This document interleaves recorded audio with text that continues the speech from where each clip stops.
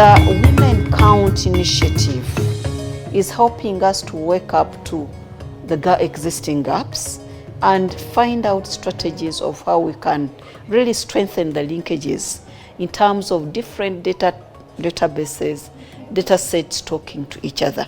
WOPA has been a partner of UN Women since 2018. We've been receiving funding under the UN Spotlight program. Initially, a widow, the law talks about a widow, it does not talk about a widower.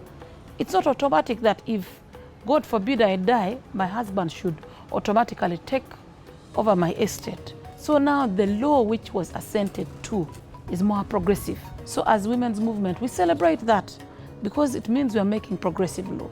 And UN Women was at the forefront in supporting this piece of legislation.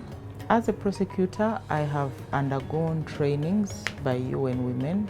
I did not only benefit to get knowledge about SGBV and a victim-centered approach, but I've now also mastered to teach it to other attorneys. UN Women has also helped us to roll out the plea bargain guidelines to prosecutors, and this has been very, very key in implementation of the process of plea bargain.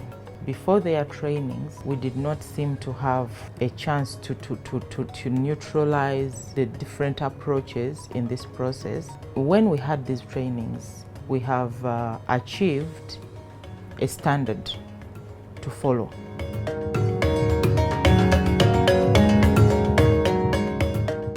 With the skills and knowledge that we got from the Women International Peace Center with support from UN Women, we got the skills on how to mediate conflicts.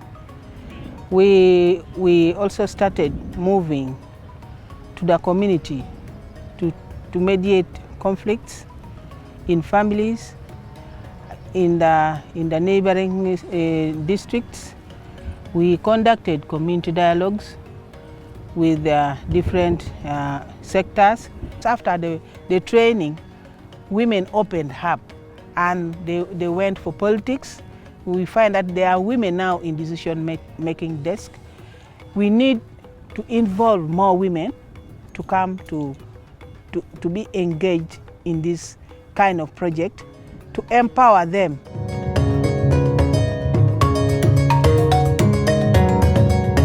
We've been trained through several trainings like business management, leadership skills, the Market Garden app, gender-based violence, and women have really benefited. Before I was dealing with only these bananas, but under the training we were trained to diversify our business. So with that I started adding on other businesses. I started selling silverfish. Now I'm also a supplier, yet before I was just selling in retail.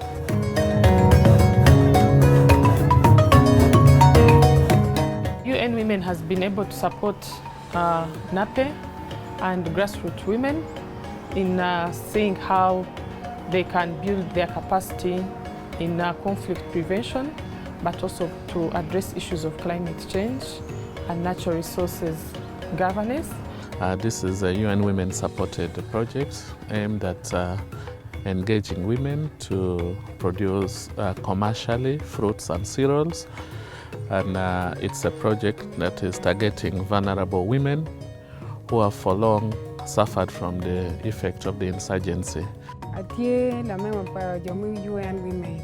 Mango mia yarkon ka mu karnge. Go poka mu yeme. Apier mu yeme maramo akario. Ana lor ko be chavani. Mi wana ni dum tika nyak ko ma rio dum mu konya an. Ko ri mago mi ama pa ke mu yeme go mi yar mu pera. Ma pa ke mu pera. Go mi yara nyim. Char ko kon ma jone eno mina, o mi yara kero. Mi chako guakule bena. En wen loka kita ano ker kon ma no mu yemo ker yara.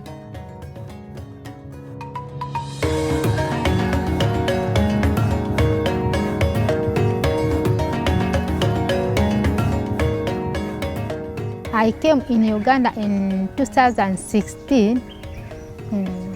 in a Bidibidi refugee settlement. I was using only local language. I was not speaking in English. By the time when I arrived in Bidibidi, I was even traumatized. From there, I suffered a lot to get access to the services I need. It was very hard because of the language. I was only using local language. Then from there, I start to help myself and my family, also my community, through in terms of interpretation. When I go to the health center, I will explain my sickness to the doctor in English well, and doctor will understand, give me the real drugs I need of. My target is I must empower also my fellow colleagues who are in the settlement to be like me, so that they bring up their family. In taking leadership position, we must not fear. We have to take these positions together with the men so that we make decisions with them.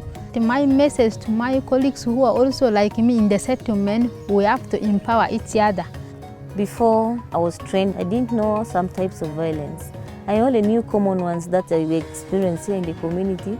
That is physical violence, that is exercising physical fights within the community, and then sexual harassment, where women are raped. Those are the only types I knew that they exist. But after the training, I came also to realize that there were other types of violence.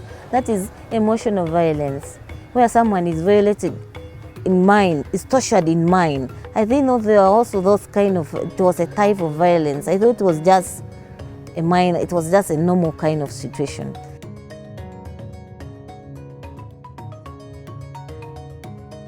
Empowering the women's status without having the man on board becomes a disservice to the women, because you could see the men in the region are not they're used to having the power there. So when we have like a training like this, we bring the men on board and invite them. So they come and attend the training together with the women.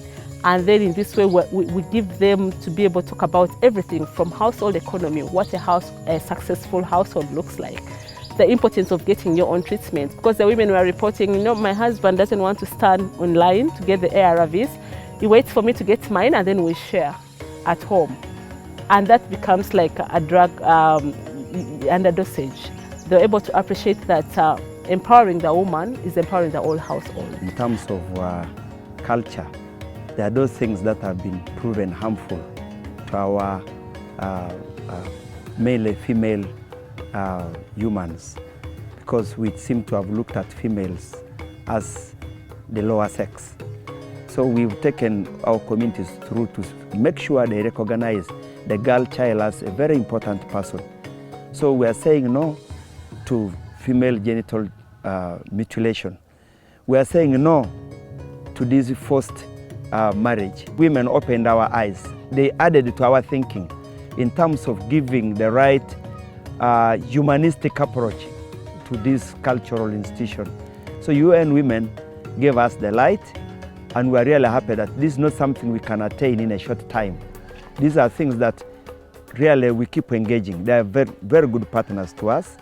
And the 3-4 years we have been together, we've made a great milestone. With the support of UN Women, we have also been able to implement our prime campaign, that is the Y+BT pageant, a campaign that works to bring together young people living with HIV to appreciate their status, their HIV status, but also use it to work in the communities, to address the issues. And I must say that this is one unique campaign that brings together both the women and girls to work with the other gender, the male companions, as supporters to speak for the issues of adolescent girls and young women.